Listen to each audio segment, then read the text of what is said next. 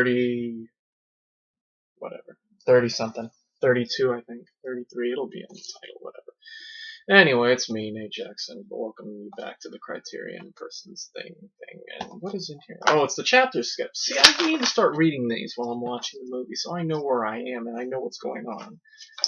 Sometimes you watch movies like this one, and you just kind of lose track after a while. Like, I was about hour 15 in, and I lost.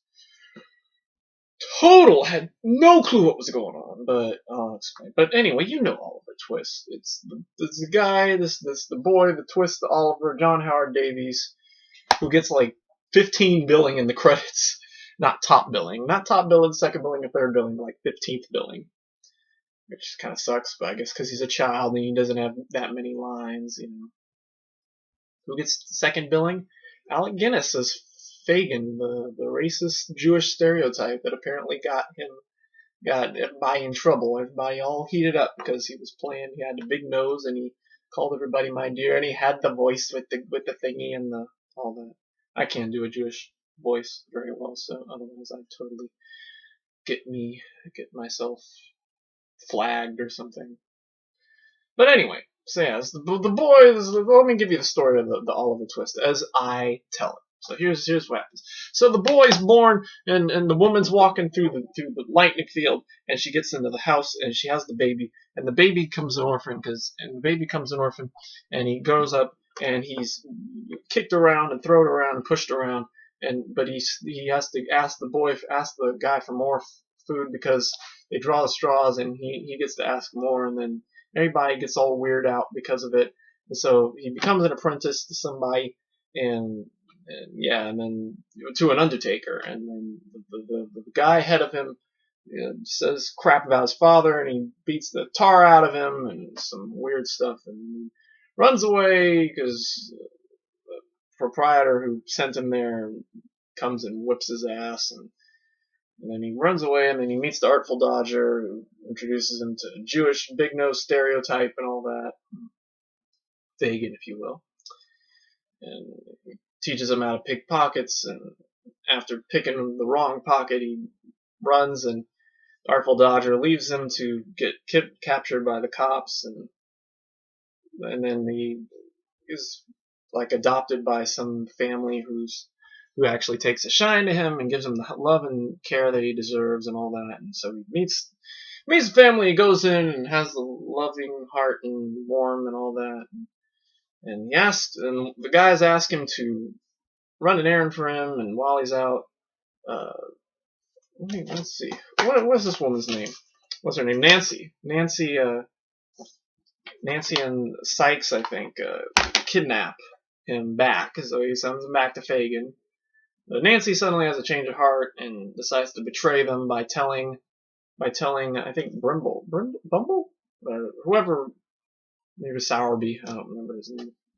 Telling the family, giving information on where Oliver is, and so Sykes kills Nancy, or murders, chokes her, punches her to death or something like that.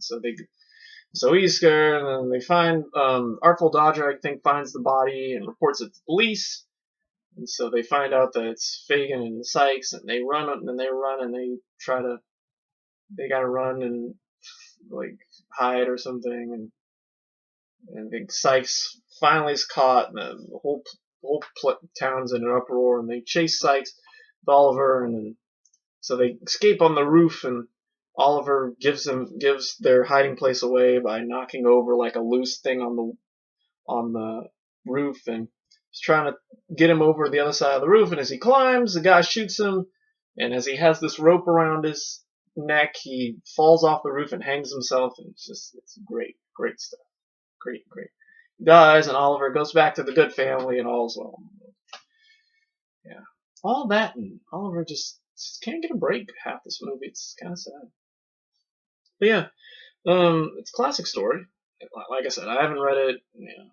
If we get to Christmas Tale, A Christmas Carol, I don't know what's going on there. But until then, stuck with. This is how I know about Charles Dickens. And David Lean at that. This is the second David Lean. Great Expectations, all that. It's David Lean. I think, but this one, David Lean definitely put a little more directorial style in this one. Especially the scene where Oliver's kidnapped and he stands before the jury, like the little judge, and they get the camera from his point of view because he's really ill and all that, and he starts, remembering. He's like, and the camera, like, camera's like, what's wrong with the book? And he falls and all that. It's a nice little touch. And the scene where Oliver is chased through the town.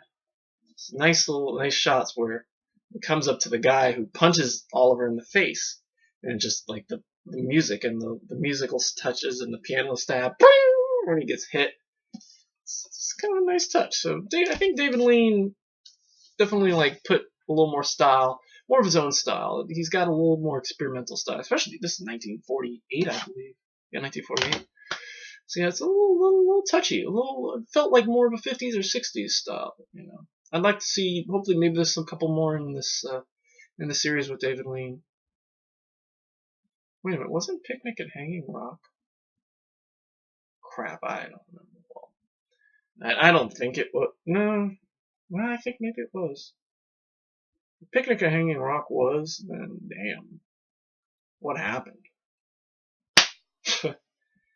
Yep, so that's all I got. So what do I get this one? I get this one a B+ because the storyline just kind of, I give it for two reasons. First of all, Fagin's performance, of course, Alec Guinness, Vegas. I think it's a little overblown. My dear, and all the lisp and the big nose, I know they were portraying it as the drawing in the original book, but come on. I mean, at some point, you gotta,